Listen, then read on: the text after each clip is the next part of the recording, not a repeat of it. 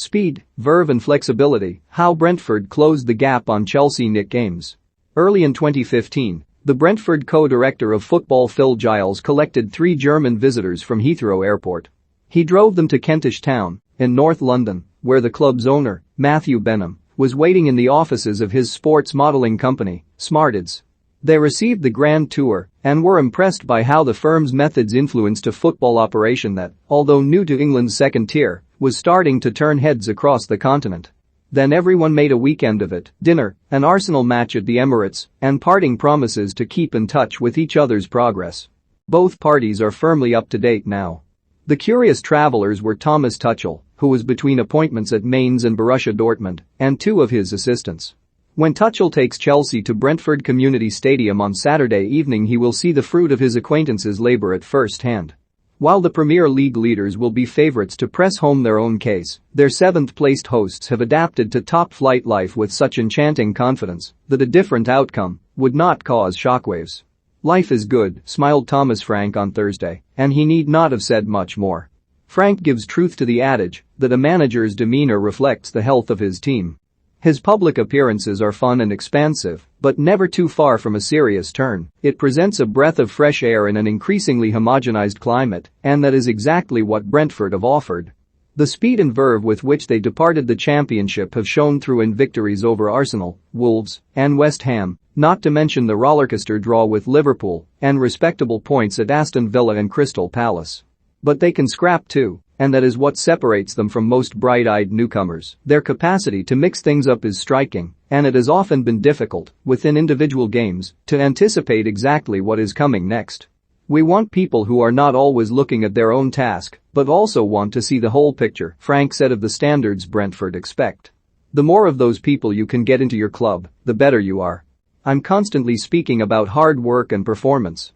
Culture is the most important thing I believe in. And you can destroy that in 3 or 4 weeks. That is why there is no backslapping around Brentford's training ground in Osterley." Late last month, Frank laid into his players after detecting a drop-off in one of their sessions, later telling colleagues that it was among the worst he could remember. Brentford were riding a wave, but the point needed making. Their level must be outstanding every day because the Premier League's margins are so fine that any slip could be catastrophic. Whereas outsiders predicted a relegation fight, Brentford's in-house metrics brought up a probability of about 30% that they would go down. Even those odds are being defied now, although nobody is getting ahead of themselves. They expected to be competitive, backing the consistency they had built in consecutive third-place championship finishes. Only Arsenal have a younger squad, so most of their players could be expected to improve. Ivan Toney, a centre-forward of rare physical and technical gifts, looked a sure bet to handle the step up. The question was who else would make a similar jump with him? Among those to shine has been Vitaly Janelt, a 23-year-old midfielder who had only just begun playing regularly at VfL Bochum when Brentford signed him for £500,000 last year in a typically far-sighted move.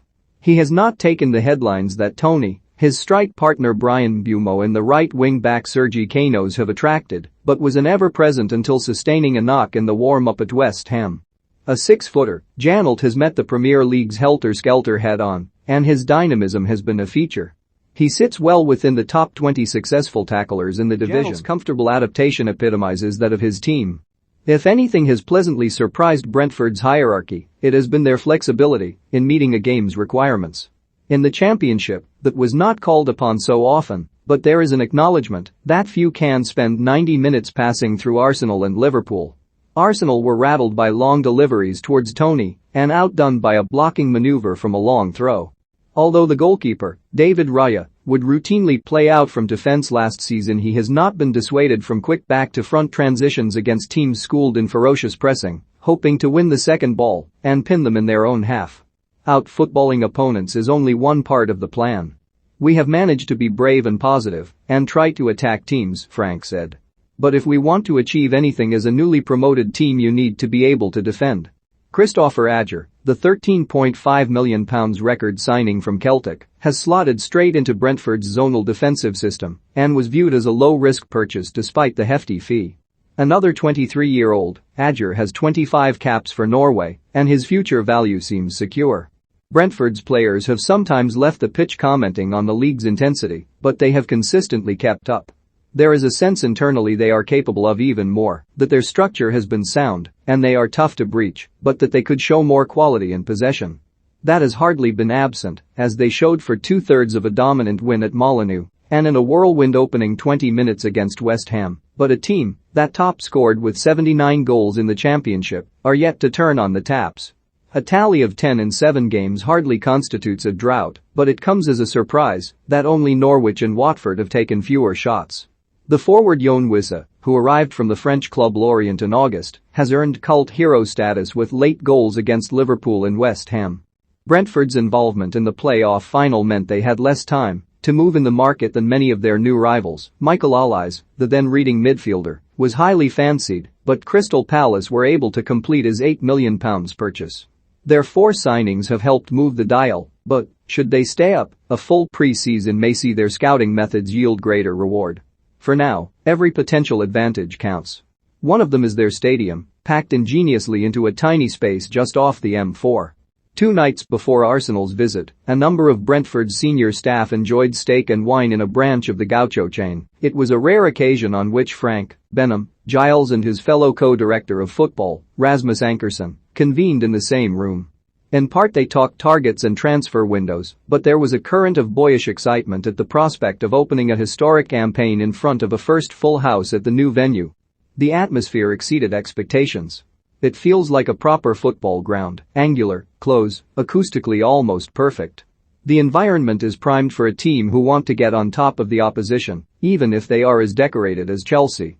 The best way is to try to be on the front foot, aggressive, forward-thinking and attacking, Frank said of the West London derby. The more we can get them running back, the better. If it offers any solace for Tuchel, he has had 6 years to prepare for what is in store.